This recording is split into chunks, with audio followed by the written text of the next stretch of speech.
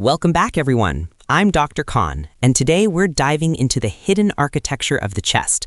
We're talking about the clavipectoral fascia and the suspensory ligaments. It's the kind of anatomy that feels like just more connective tissue, until you're in the OR or looking at a board question and realize it's actually the roadmap for the entire axilla. Exactly, Dr. Khan. While students often rush to the big muscles like the pectoralis major, the clavipectoral fascia is the deeper, more sophisticated layer. From an academic standpoint, you have to visualize this as a continuous sheet that organizes the subclavius and the pectoralis minor. It's essentially the deep protector of the axillary contents. I love that. I always tell my students to think of it like a heavy-duty stage curtain hanging behind the pectoralis major. If the pec major is the fancy velvet curtain the audience sees, the clavipectoral fascia is the functional backing that holds the stage equipment, the nerves and vessels in place. But why does this matter clinically, Sarah? It matters because of its specific attachments. It starts up top, attached to the clavicle, and then it splits. It sandwiches the subclavius muscle, fuses back together, and then splits again to enclose the pectoralis minor. For the boards, you must know that after it leaves the pectoralis minor, it continues downward to join the fascial floor of the armpit.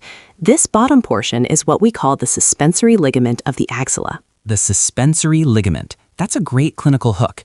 Think about the shape of your armpit, that hollow or dome shape. Without that suspensory ligament acting like a guy wire on a tent, pulling the axillary fascia upward, your armpit wouldn't have that characteristic inward curve.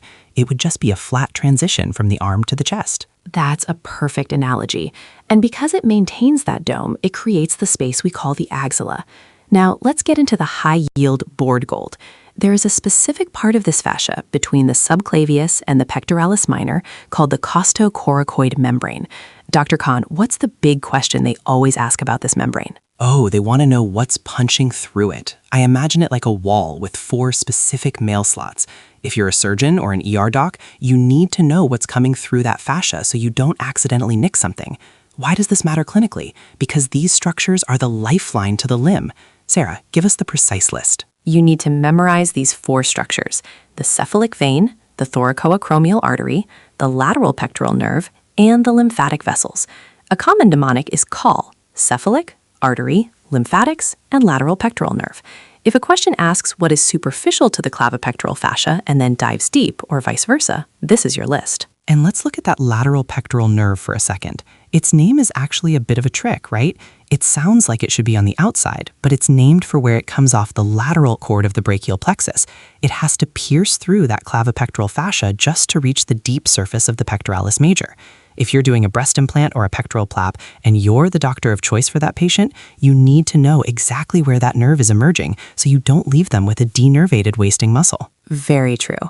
And clinically, that cephalic vein is another big one. It's traveling in the deltopectoral groove and then has to dive through the fascia to join the axillary vein. If there's a fracture of the clavicle or a traumatic injury to the upper chest, that fascia can actually tether the vein or become a site of significant hematoma formation if the vessel is ruptured. Let's talk about the why for the suspensory ligament again. When we're talking about infections, axillary abscesses, this fascia is a boundary. It's tough. If you have an infection deep to the clavipectoral fascia, it's not going to just pop through to the skin. It's going to be guided by those fascial planes. It might track down toward the base of the axilla because that's where the suspensory ligament is pulling. That's a sophisticated point, Dr. Khan.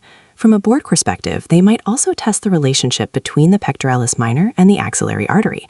Remember that the pectoralis minor, which is wrapped in this fascia, is the landmark that divides the axillary artery into 3 parts. Part 1 is medial to the muscle, Part 2 is behind it, and Part 3 is lateral. So the clavipectoral fascia is essentially the envelope for the landmark muscle. It's the wrapping paper on the gift. If you can find the fascia, you find the pec minor. If you find the pec minor, you've mastered the axillary artery. It's all connected. Exactly. And don't forget the medial pectoral nerve.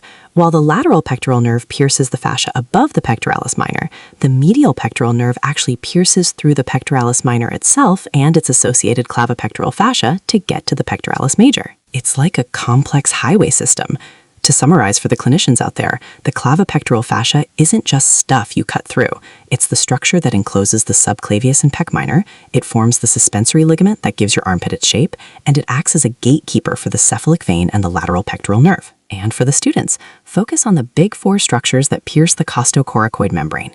If you remember call, cephalic vein, thoracoacromial artery, lymphatics, and lateral pectoral nerve, you'll be ready for any question they throw at you regarding the pectoral region's deep anatomy. Beautiful. That's a wrap on the fascia that holds it all together. See you in the next session.